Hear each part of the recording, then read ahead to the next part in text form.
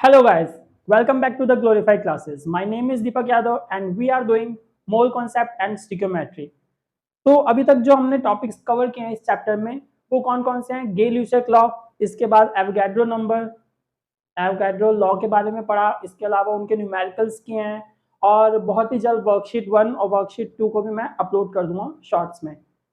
इसके अलावा अभी जिस टॉपिक के बारे में हम बात करने जा रहे हैं वो होगा हमारा relative atomic mass, relative molecular mass and mole concept.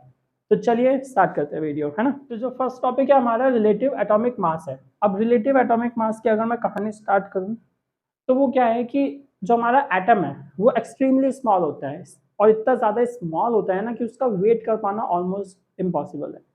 तो अब आप उसका जब वेट नहीं कर सकते और हमसे पूछा जाए कि भाई इस एटम का मास बताओ, मतलब बहुत सारे एटम्स है यार, उनके मास निकालना कैसे पॉसिबल हो सकता है जब वो इतने ज़्यादा छोटे हैं, है ना। तो अब एग्जांपल के लिए अगर मैं बात करूं तो देखिए सबसे पहले example mass of an one atom of hydrogen. Hydrogen के एक एटम की अगर मैं बात करूं तो उसका मास देखिए कितना है, 1.6735 इंटू 10⁻⁻⁴ ग्राम।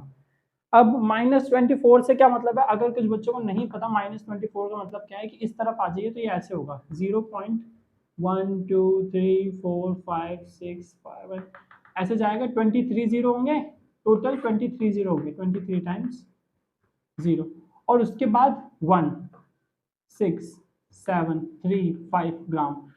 सोचो, आपको ऑलरेडी पता होगा 1 ग्राम कितना होता है। अब ये सोचिए इतने ज्यादा 23 जीरो और उसके बाद 167 जो भी है वो नंबर, उतना ग्राम जो है ये अब आपके हाइड्रोजन का मास है। अब मास वो भी एक एटम का, तो सोचिए इतना ज्यादा हल्का। इसलिए अब ऐसे ही हर एटम का अलग अलग मास होता है। तो प्रॉब्लम आने लगेगी हम निकालेंगे तो निकाले कैसे, ये तो हमें अभी पता चला है ना हाइड्रोजन का मास, पहले तो प्रॉब्लम होती थी। तो क्या किया हमने कि हमने कंसिडर किया कि जो भी हमारा लाइटेस्ट एटम होगा, सबसे ज्यादा जो हल्का एटम है, हमने उसका मास किया। अब उसके मास को बाकी के मास से हमने कंपेयर करना स्टार्ट कर दिया, ठीक है, रिलेट किया, कंपेयर किया, एक ही बात है। तो आप ऐसा कह सकते हैं कि एक लाइटेस्ट एटम लीजिए, ठीक है, उसका मास हमने मान लो एक लेवल पे मान लिया कि हाँ भाई ये लाइटेस्ट एटम है, इसका मास मैंने मान लिया, इसका मास है मान लो 1 है, ठीक है। अब इसके ऊपर हो चाहे इसके नीचे हो एटम, उससे फर्क नहीं पड़ा, इससे होंगे तो सब भारी होंगे इससे ज्यादा।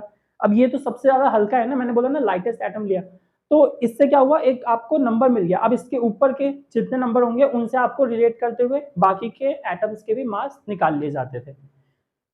तो इसी से हमें एक यूनिट बनी एटॉमिक मास यूनिट, और ये यूनिट क्या है, वही यूनिट है। यूनिट का मतलब क्या है कि जब हमने एक जो लाइट एटम का हमने मास लिया था ना, उसको एक नाम दे दिया हमने कि उसको हम बोलेंगे यूनिट, उसको और कुछ नहीं बोलेंगे, क्या बोलेंगे, सिर्फ यूनिट बोलेंगे। तो उसी यूनिट की डिफाइन है, it is defined as the 1/12 of the mass of an atom of carbon 12 taken as 12 AMU।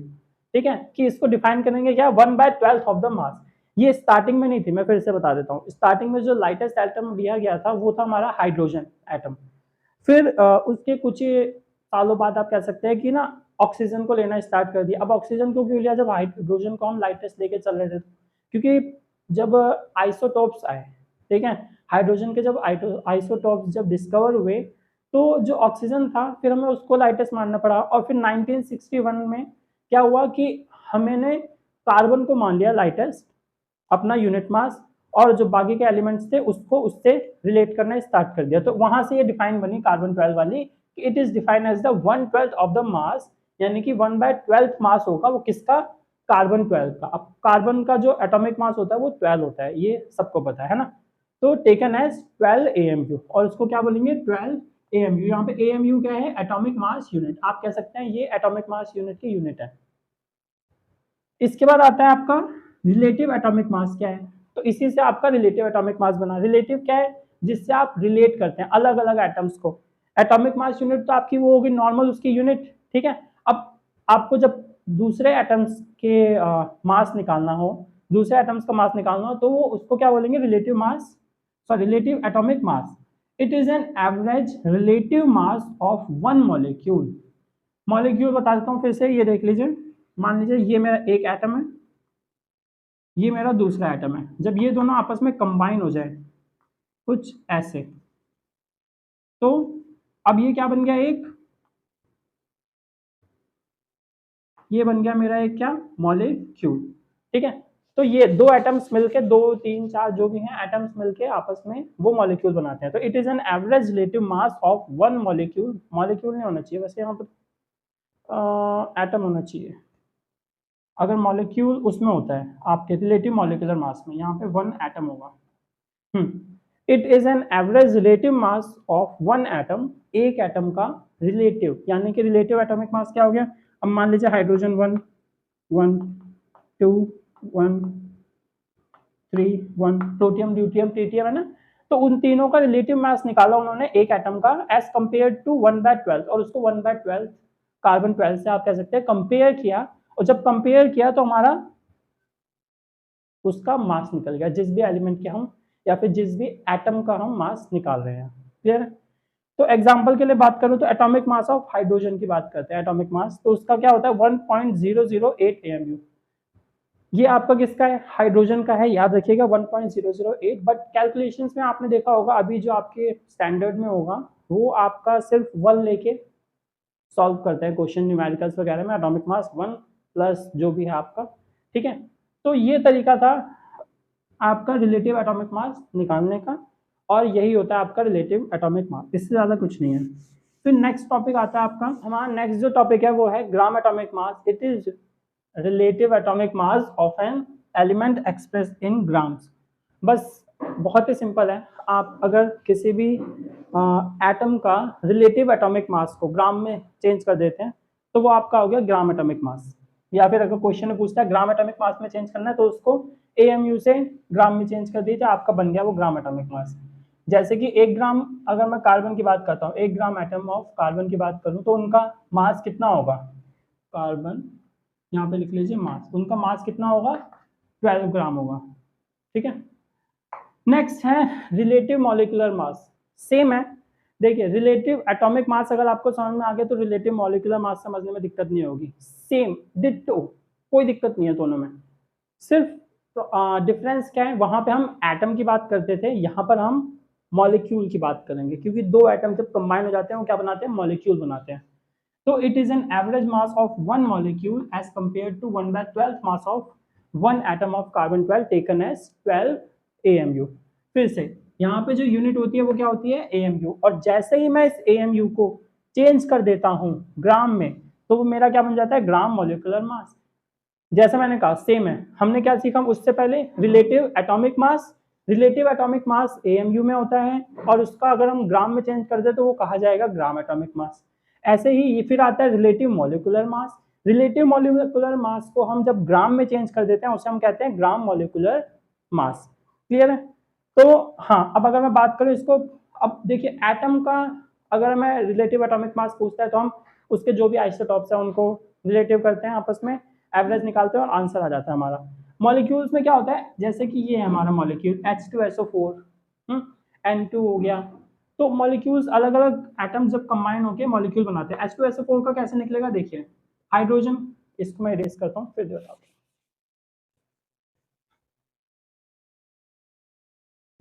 देखिए H2SO4 का मेरे को क्या निकालना है, रिलेटिव मॉलिक्यूलर मास। ठीक है, तो ये कितना होगा, हाइड्रोजन का जो मास होता है वो होता है 1, इसको आप डालिए ब्रैकेट में, मल्टीप्लाई बाय जो नीचे है उसको मल्टीप्लाई करना है 2 से, तो ये हो गया। ऐसे न बना के हम इससे ऐसा करते हैं, ऐसे कर लेते हैं। फिर प्लस कीजिए, एस का मास कितना होता है 32। इनका मास, एटॉमिक नंबर, इलेक्ट्रॉनिक कॉन्फ़िगरेशन कैसे निकाला जाता है ये मैं ऑलरेडी एक वीडियो में बता चुका हूँ, प्लेलिस्ट में होगा, वहाँ पे आप जाके देख सकते हैं, इसके अलावा लिंक मैं डाल दूंगा। हाँ, तो ये हो गया एस का 32 प्लस ऑक्सीजन का होता है आपका कितना 16 क्रॉस 4 से मल्टीप्लाई होगा, तो इसको 4 से मल्टीप्लाई कर लेते हैं। अब ये हो जाएगा आपका 2 plus 32 plus 64 which will be equals to 98 AMU। आप इसको और 98 U भी देखेंगे, कहीं पे AMU लिखते हैं, कहीं पे U लिखते हैं, दोनों एक ही है। ठीक है, तो दोनों ही एक तरह से सही है। तो प्रॉब्लम क्या थी, प्रॉब्लम तो नहीं, मतलब जो मेन फंडा वो ये है कि ये आपका क्या निकला है, रिलेटिव मॉलिक्यूलर मास। और अगर इसी को मैं चेंज कर दूं यहाँ पर, अगर मेरे से बोले कि मेरे को रिलेटिव मॉलिक्यूलर मास नहीं चाहिए, मेरे को क्या चाहिए, ग्राम मॉलिक्यूलर मास, तो ये आपको किस में करना है, ग्राम में, दैट्स इट, खत्म, और कुछ नहीं। देखिए NH3 का हमारा 1 gram of molecule of NH3 मास कितना है, 17 ग्राम। दिखाएं, ये देखिए NH3, तो नाइट्रोजन का मास हमारा कितना होता है 14, प्लस हाइड्रोजन का मास कितना है 1 मल्टीप्लाई बाय, नीचे 3 है तो 3 से मल्टीप्लाई करेंगे, 14 प्लस 3 इज इक्वल्स टू 17 ग्राम। और ये रहा मेरा उसका आंसर। क्लियर है? तो बस यही तो है हमारा आज का टॉपिक, और क्या था। तो जल्दी से एक बार समराइज कर लेते हैं चीज़ों को। रिलेटिव एटॉमिक मास, अगर मैं बात करूं तो वो सिर्फ एटम्स का होता है, जैसे कि कार्बन, ऑक्सीजन, ठीक है। Gram atomic mass, carbon oxygen की ही बात करूं तो इसका 12, इसका 16, फिर इसका भी 12 और इसका भी 16। डिफरेंस क्या है, यहाँ पे AMU आएगा, यहाँ पर AMU आएगा, यहाँ पर ग्राम आएगा, यहाँ पर ग्राम आएगा, ठीक है। इसके बाद अगर मैं बात करूं रिलेटिव मॉलिक्यूलर मास की, अब यहाँ पर मॉलिक्यूल की बात होगी, तो ये मत भूलना मॉलिक्यूल की बात कर रहे हैं। H2SO4 को दोबारा लेते हैं, तो मॉलिक्यूल पूरा बन गया। इसका कितना आया था हमारा 98 AMU। और यही मैं बात करूं ग्राम मॉलिक्यूलर मास की, तो वो क्या होगा H2SO4 का 98 ग्राम। बस यही 4 टॉपिक हमने इस टॉपिक में कवर किए हैं और यही थे उसके एग्जाम्पल्स।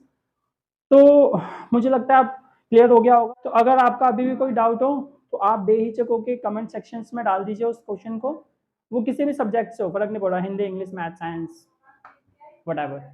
तो मैं क्या करूँगा, उसकी वीडियो बनाता हूँ और उसको सॉल्व करके आपको जितना जल्दी हो सकता है उतना जल्दी प्रोवाइड करता हूँ। तो आज के लिए इतना ही, थैंक यू।